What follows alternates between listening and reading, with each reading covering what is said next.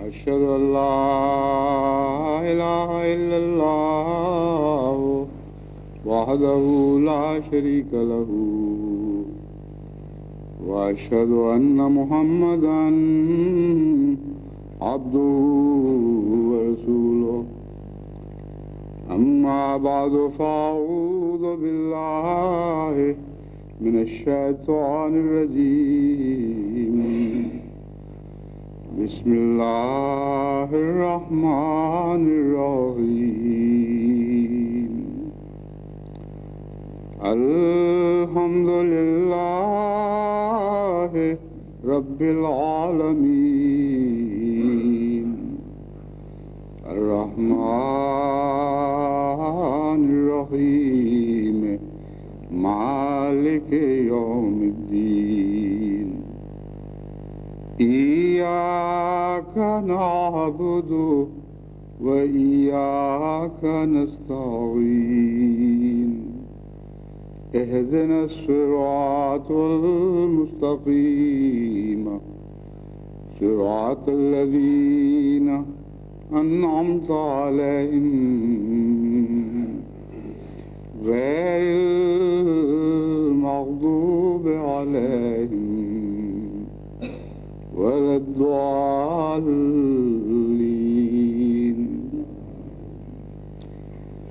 إن مع العسر يسرا إن مع العسر يسرا فإذا فرغت فانصب وإلى ربك فارغب.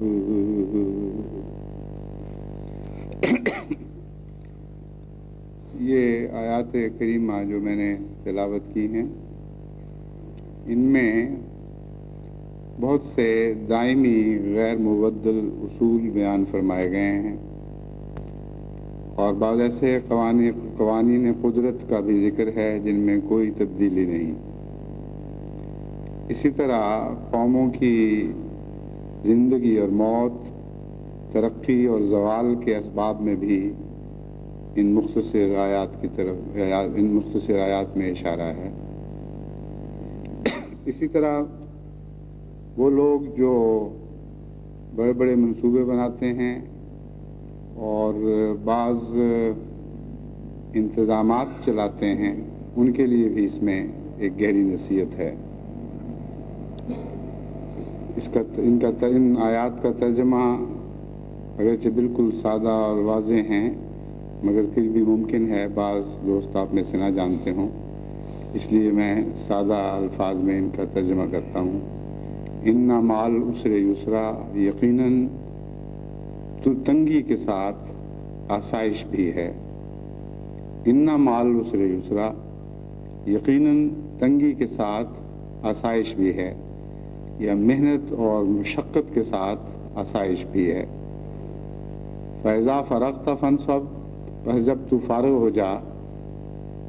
تو خدا تعالیٰ کی راہ میں، خدا تعالیٰ کی عبادت کے لیے کھڑا ہو جایا کر۔ وَإِلَىٰ رَبِّكَ فَارْغَب، پھر اپنے رب کی طرف ہی رغبت کر۔ ان آیات پر میں نے پاکستان میں بعض خطبات میں روشنی ڈالی تھی۔ ان تمام باتوں کو دہرانا آج مقصود نہیں ہے، بلکہ ایک دو زائد باتوں کی طرف اشارہ کرنا ہے۔ ایک بات تو یہ ہے کہ اذا فرغت فانصب میں ایک مضمون پہلے میں بیان کر چکا ہوں، وہ یہ تھا کہ حضرت صلی اللہ علیہ وآلہ وسلم کے لیے خدا تعالیٰ کے ذکر میں اور خدا تعالیٰ کی عبادت میں تکلیف نہیں تھی بلکہ راحت تھی، اور دنیا کے کاموں میں یا دین کے وہ کام جو براہ راست عبادت سے تعلق نہیں رکھتے اور دوسری مصروفیات انسان کو الجھائے رکھتے ہیں، ان کاموں میں وہ لذت نہیں تھی جو لذت عبادت میں تھی۔ تو جس طرح عسر کا یسر سے مقابلہ ہوتا ہے، عسر اگر مشقت اور محنت اور تنگی کو کہتے ہیں تو یسر آسائش کو، آرام کو، سکینت کو کہتے ہیں۔ تو حضرت صلی اللہ علیہ وآلہ وسلم کے لیے دن کے کاموں میں ہر چند کے وہ دین ہی کے کام تھے، اور خدا کی عبادت میں وہی نسبت تھی جو عسر کو یسر سے ہوتی ہے۔ چنانچہ فرمایا فَإِذَا فَرَغْتَ فَانْصَبْ، جب تو دین کے کاموں سے جو دن کو درپیش ہوتے ہیں لیکن براہ راست عبادت سے تعلق نہیں رکھتے، ان سے فارغ ہو جایا کر، تو پھر اپنی مرضی سے تیرا حق ہے کہ کچھ آرام بھی کر لے، اور وہ آرام یہ ہے فَإِلَىٰ رَبِّكَ فَارْغَب، اپنے رب کی طرف رغبت کر اور خدا کی یاد سے لذت پا۔ یہ وہ مقام ہے جو ابتدا میں نصیب ہونا تو درکنار، انسان اس کا تصور بھی نہیں کر سکتا، کیونکہ بہت سے عبادت کرنے والوں کے لیے نصب کا مقام تو رہتا ہے، نصب کی منزل پر وہ آ کے کھڑے ہو جاتے ہیں، اور رغبت کی منزل ان کو نصیب نہیں ہوتی، اس لیے وہ بڑی الجھنوں کا شکار رہتے ہیں. وہ کہتے چلے جاتے ہیں کہ ہم نے تو عبادت کی, ہمیں مزہ نہیں آیا. اس مزے سے پہلے وہ اندرونی نفسیاتی رجحان پیدا کرنا ضروری ہے جو محبت کے نتیجے میں پیدا ہوتا ہے. جب تک عبادت کے اندر محبت کی روح نہ پائی جائے اس وقت تک نہ رغبت کا مضمون سمجھ آ سکتا ہے, نہ رغبت نصیب ہو سکتی ہے. بس اس آیت کریمہ میں جیسا کہ میں نے بیان کیا ہے معانی کے سمندر ہیں اور بہت سی نصیحتیں ہیں, بہت سے قوانین قدرت کے راز ہیں جن سے پردے اٹھائے گئے ہیں. انا مال عسر یسرن, انا مال عسر یسرا کو اگر سائنسی زبان میں آپ ڈھالنے کی کوشش کریں تو وہ سائنس کا یہ مشہور محاورہ کہ input is never greater than output, output is never greater than input. یہ جو آؤٹ پٹ ہے وہ ان پٹ کے سے زیادہ کبھی نہیں ہو سکتی اور اس کا لازمی انحصار ان پٹ پر ہے. ان پٹ انرجی فیڈ کرنے کا نام ہے. کسی کام کو حاصل کرنے کے لیے آپ جو قوت خرچ کرتے ہیں اس کو ان پٹ کہتے ہیں اور اس کام کے نتیجے کو آؤٹ پٹ کہتے ہیں. تو اس سادہ سے سائنس کے فقرے میں بہت گہرا قانون قدرت کا ایک راز بیان ہوا ہے جس سے مغربی قوموں نے بے انتہا فائدے اٹھائے ہیں. گھر بیٹھے جنتر منتر سے کچھ نصیب نہیں ہوگا, یہ پیغام ہے. جو کچھ تمہیں نصیب ہوتا ہے تمہاری محنت سے نصیب ہوتا ہے. اور یہ بھی یاد رکھو کہ جو نصیب ہوتا ہے وہ محنت کے مقابل پر کم ہوتا ہے. یہ قانون ہے. اس قانون کو جب ہم مذہبی رنگ میں سمجھتے ہیں تو بالکل ایک نیا مضمون پیدا ہو جاتا ہے. قرآن کریم بتاتا ہے کہ ان پٹ کے سوا تمہیں راحت نصیب نہیں ہو سکتی, لیکن خدا کی راہ میں تم جتنی ان پٹ کرتے ہو اس سے بہت زیادہ راحت نصیب ہوگی. یہاں سائنس کا وہ ابتدائی قانون صرف عمل پر پیرا نہیں رہتا بلکہ ایک قدم اور آگے بڑھ جاتا ہے. یہ مضمون لیس للانسان الا ما سعی تو اپنی جگہ قائم ہے. کسی انسان کو بغیر محنت کے نہیں ملے گا, مگر جب ان پٹ خدا کے لیے کی جاتی ہے تو اللہ تعالیٰ اپنا حصہ بیچ میں ڈال دیتا ہے اور اس کے نتیجے میں پھر فیضا فرغت فانصب وإلی ربک فارغب کا مضمون شروع ہو جاتا ہے. جب تو خدا کی راہ میں محنت کرے گا تو پھر لامتناہی سلسلہ ہے رغبتوں کا, ایک ایسا سلسلہ ہے جو نہ ختم ہونے والا ہے اور وہ اللہ تعالیٰ کے فضل ہیں جس کے لیے جتنا چاہے وہ بڑھاتا چلا جاتا ہے. بس حقیقت میں دنیا کے قوانین پر ہی قدم رکھتے ہوئے روحانیت کے قوانین تک رسائی ہوتی ہے. یہ خیال کر لینا کہ ہم دنیاوی قانون سے بالا ہیں, یہ درست نہیں ہے. پہلے مادی قوانین جو قدرت کے قوانین ہیں اور خدا ہی نے بنائے ہیں ان پر عمل کرنا سیکھیں, ان کی حقیقتوں کو سمجھیں, ان حقیقتوں کو سمجھ کر ان کے مطابق اپنے زندگی کے منصوبے ڈھالیں اور محنتیں کریں. پھر یاد رکھیں کہ آپ اس مقام پر فائز ہو چکے ہیں جہاں اب دین میں جب آپ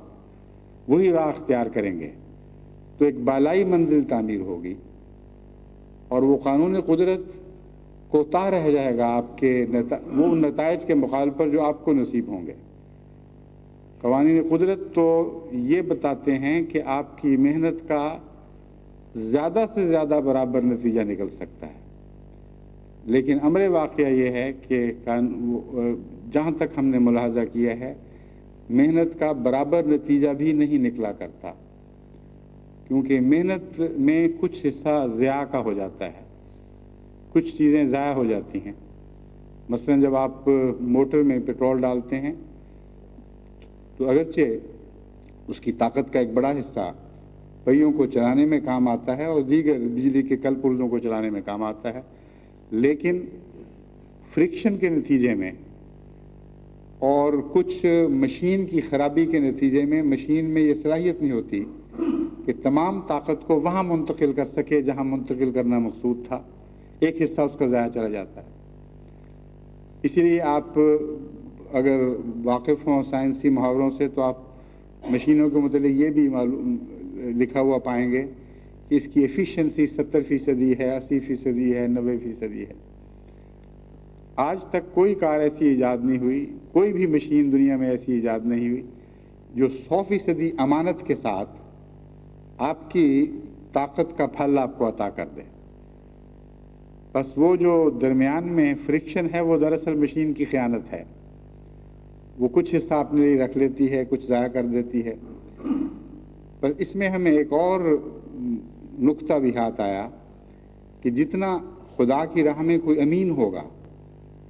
اتنا ہی اس کی محنتوں کو بہتر پھل لگیں گے، اور جتنا امانت میں خیانت کرنے والا ہوگا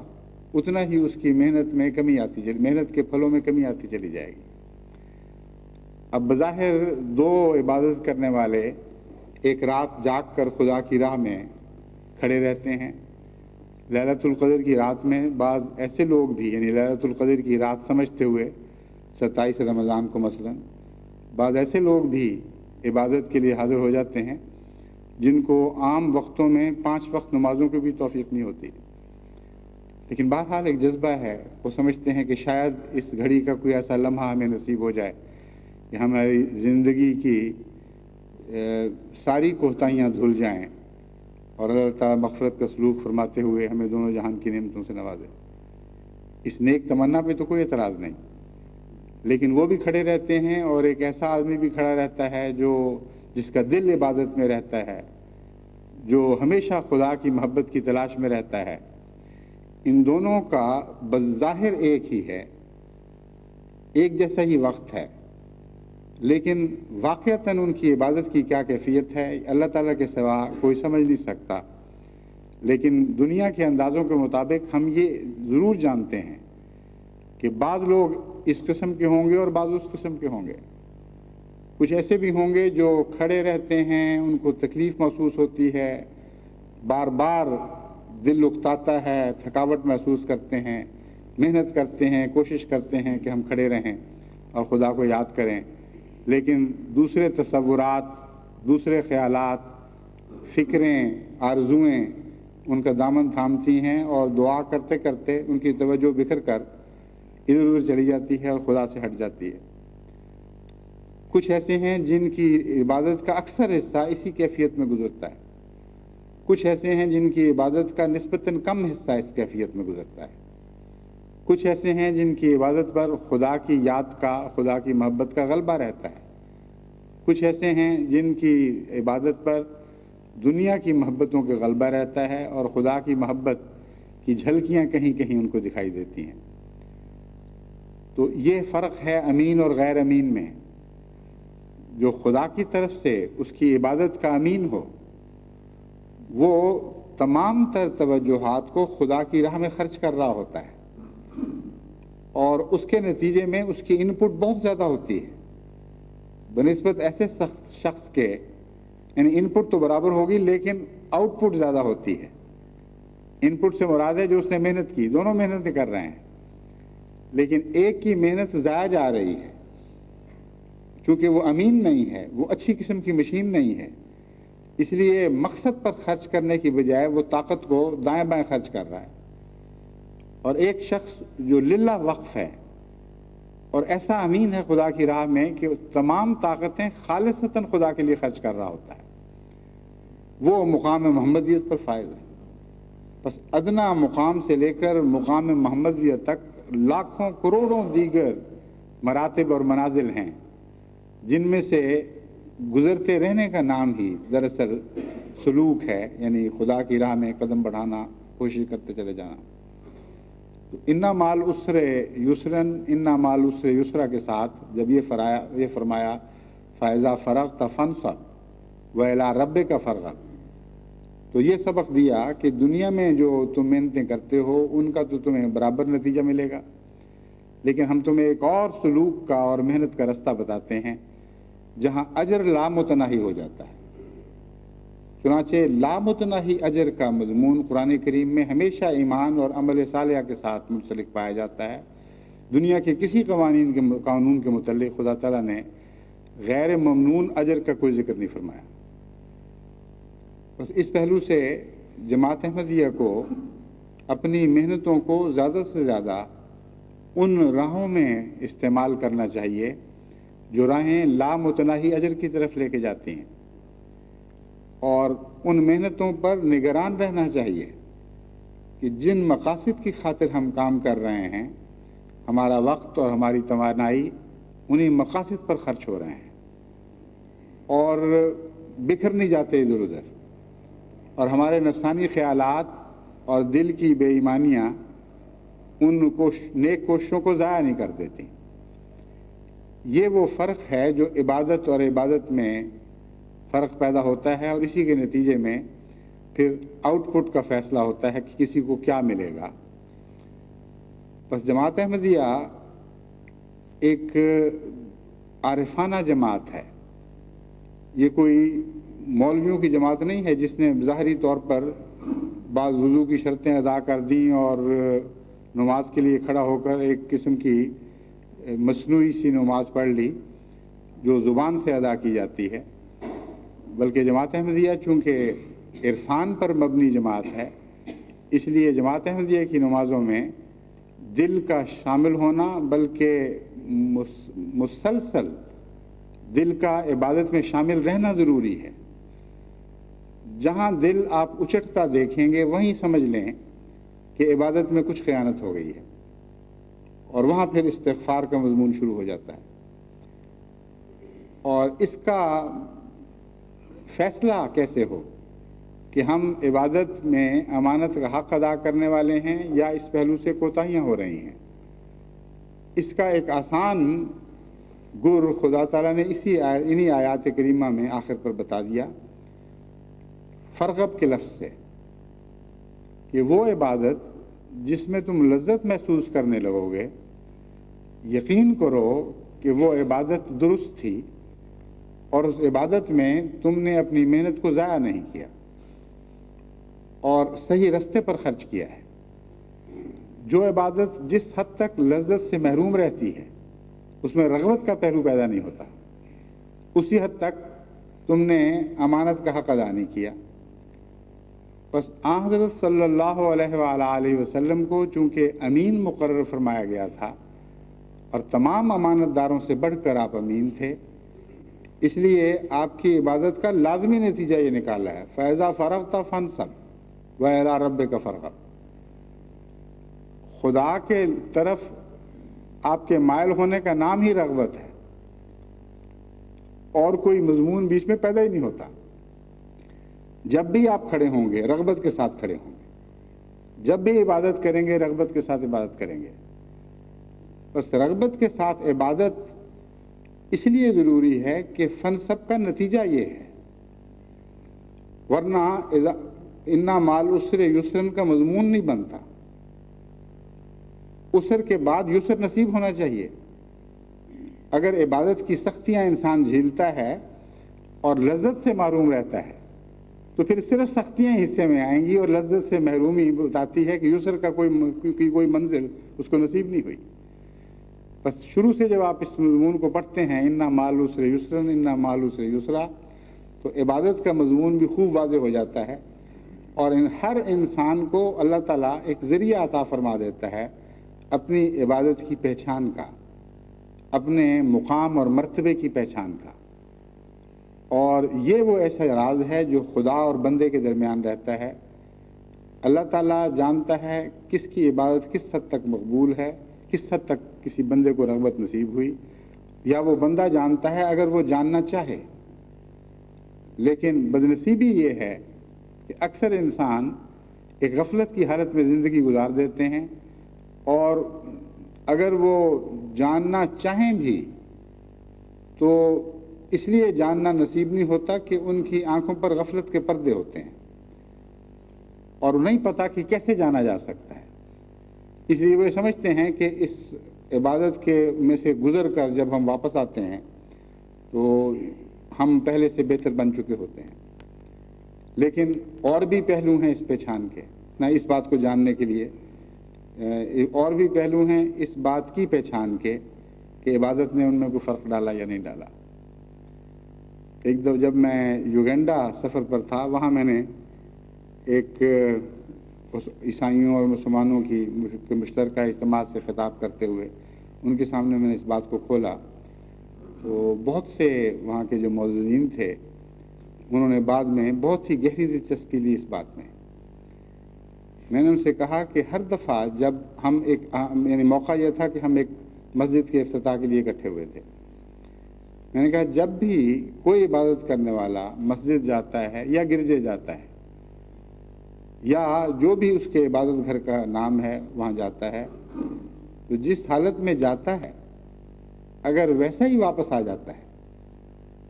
تو پھر اس کا آنا جانا محض ایک وقت کا ضیاع ہے، ایک حرکت ہے جس کا نتیجہ کوئی نہیں۔ اگر آپ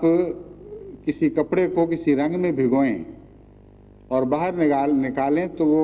سارا رنگ پیچھے چھوڑ آئے، تو ایسے کپڑے کو رنگ دینا بالکل ایک تمسخرانہ بات ہوگی۔ جو کپڑا رنگ قبول ہی نہیں کرتا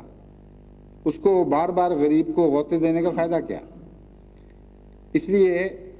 جو بھی رنگ کے فن کے واقف ہوتے ہیں وہ کپڑے کو پہلے تھوڑا سا بھگو کر دیکھتے ہیں، اگر وہ رنگ کو قبول نہ کرے تو پھر یہ توجہ کرتے ہیں کہ کیوں رنگ کو قبول نہیں کر رہا، پھر ان داغوں کو دور کرتے ہیں، ان کو ایسے تیزابوں سے گزارتے ہیں جن کے نتیجے میں وہ رنگ کو قبول نہ کرنے والی جو بعض بدیاں یا بعض دھبے اس پر پیدا ہو چکے ہوتے ہیں ان کو وہ کاٹتے ہیں اور صاف کر کے پھر جب ڈبوتے ہیں تو رنگ کو قبول کر لیتا ہے۔ تو ہر شخص جو عبادت کے لیے کہیں جاتا ہے جب وہ واپس آتا ہے اس میں کچھ تبدیلی ہونی چاہیے، یعنی جب وہ خدا سے ملاقات کر کے آئے واپس آ کے ویسے کا ویسا رہے تو یہ عجیب سی بات ہے۔ کم سے کم اتنا ہی کرے کہ جب ملاقات کر کے آئے تو محسوس کرے کہ میں کسی بڑے گھر سے واپس آیا ہوں، اور کچھ دیر اپنی عادات میں کچھ پاک تبدیلیاں پیدا کرے۔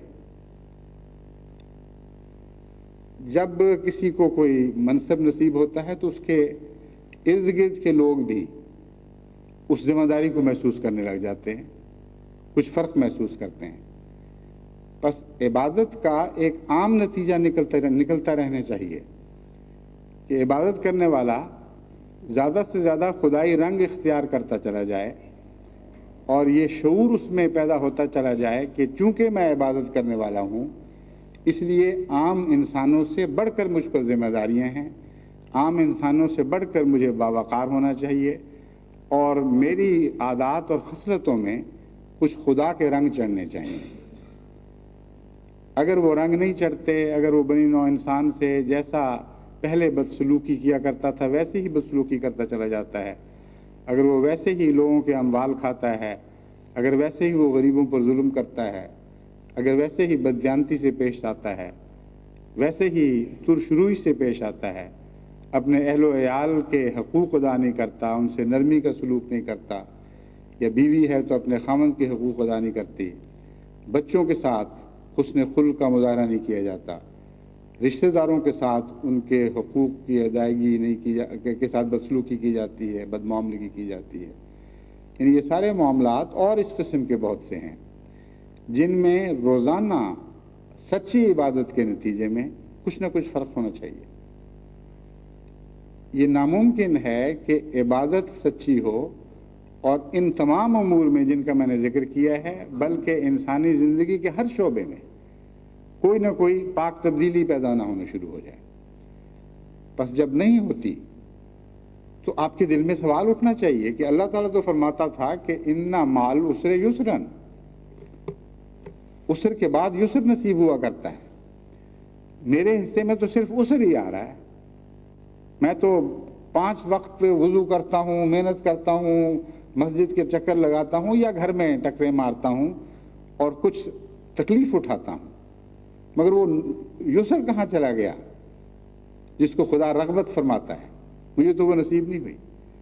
اور میرے اندر وہ تبدیلیاں پیدا نہیں ہوئیں جن کے نتیجے میں خلق خدا سمجھے کہ یہ خدا والا انسان ہے، اس سے روزمرہ ہر شخص اپنی اپنی توفیق اور حیثیت کے مطابق اپنی عبادت کی قدر پہچان سکتا ہے۔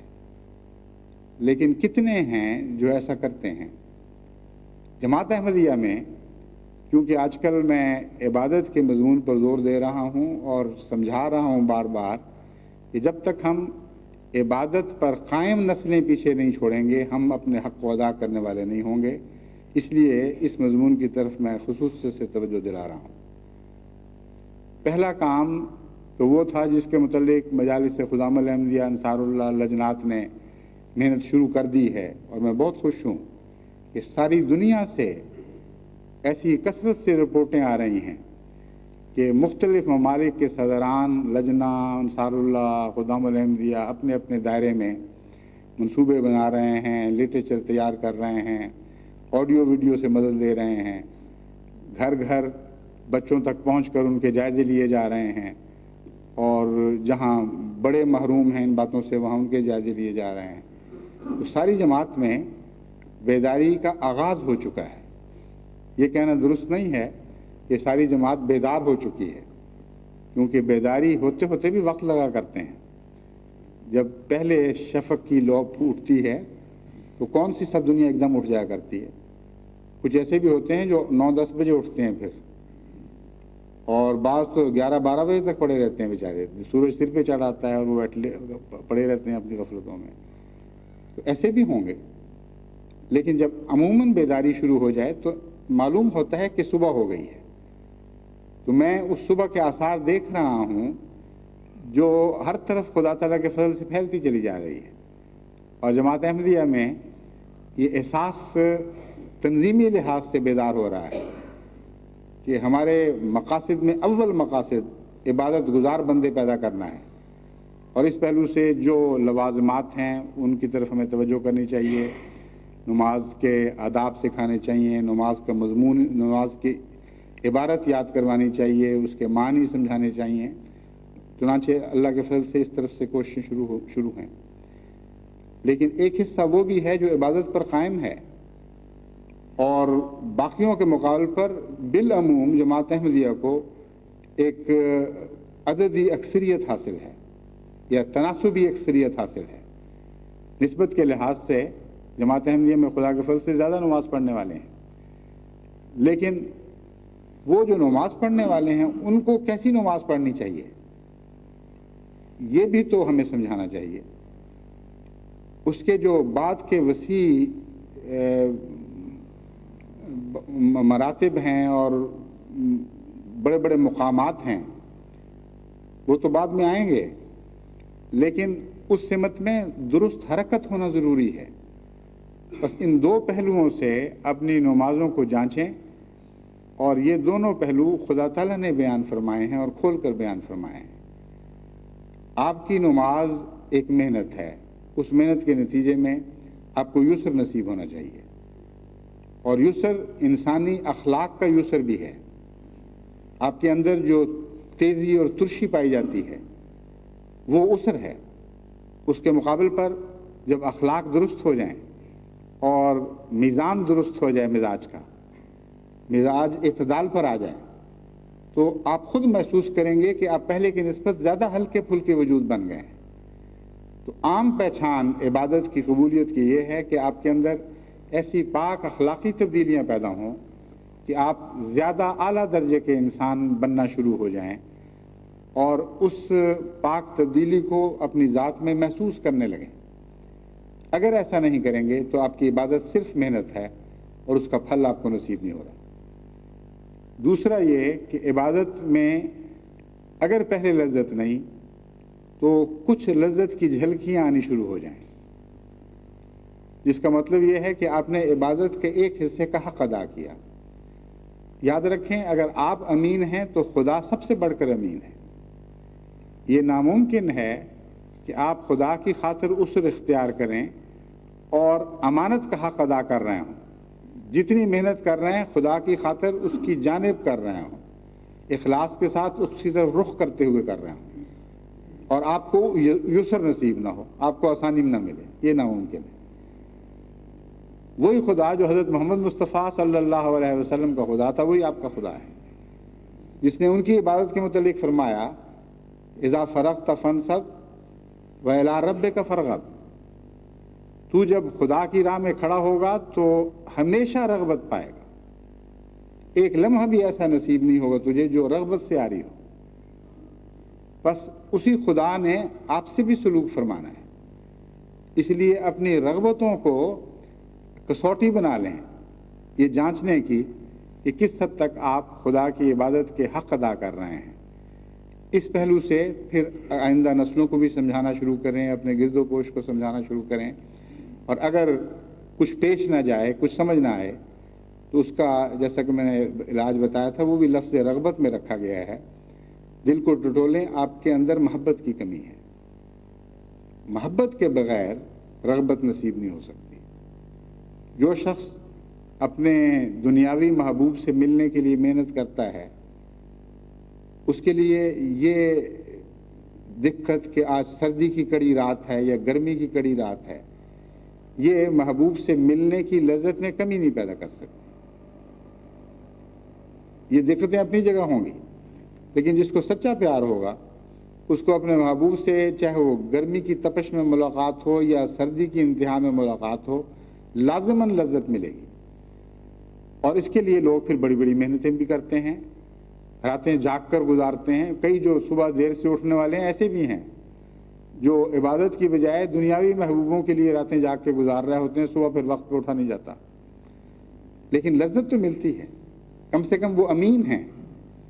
دنیاوی محبتوں کے ضرور امین ہیں۔ تو آپ خدا کی محبتوں کے امین بنے بغیر کیسے لذت حاصل کر لیں گے؟ بس وہ امانت کا حق یہی ہے کہ آپ اس سے پیار اور محبت، پیار کا جذبہ اپنے اندر پیدا کریں، اور اگر نہیں ہے تو فکر کریں اور وہ رستے تلاش کریں جن سے خدا تعالیٰ کا پیار پیدا ہوتا ہے۔ اور جیسا کہ میں پہلے اس مضمون پر روشنی ڈال چکا ہوں، صرف بیداری اور شعور کی ضرورت ہے۔ چاروں طرف سے خدا کی رحمتوں نے آپ کو گھیرا ہوا ہے، کوئی لمحہ ایسا نہیں جب آپ خدا کی رحمتوں کے نزول سے آ رہی ہوں۔ احساس اور شعور ہے، صرف یہ پیدا ہونا شروع ہو جائے تو پیار کا احساس بھی بڑھتا چلا جائے گا، اور جب محبت پیدا ہو جائے تو پھر خشک نصیحتوں کی ضرورت باقی نہیں رہا کرتی۔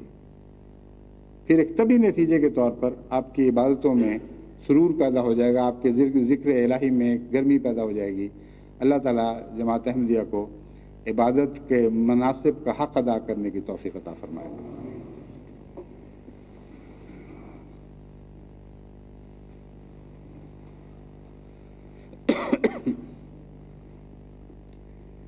الحمد لله نحمده ونستعينه ونستغفره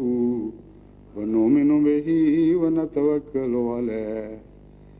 ونعوذ بالله من شرور أنفسنا ومن سيئات أعمالنا من يهده الله فلا مضل له ومن يضلله فلا هادي له ونشهد أن لا إله إلا الله وحده لا شريك له ونشهد أن محمدا عبده ورسوله عباد الله رحمكم الله إن الله يأمر بالعدل والإحسان وإيتاء ذي القربى وينهى عن الفحشاء والمنكر والبغي يعظكم لعلكم تذكرون اذكروا الله يذكركم وادعوه يستجب لكم ولذكر الله أكبر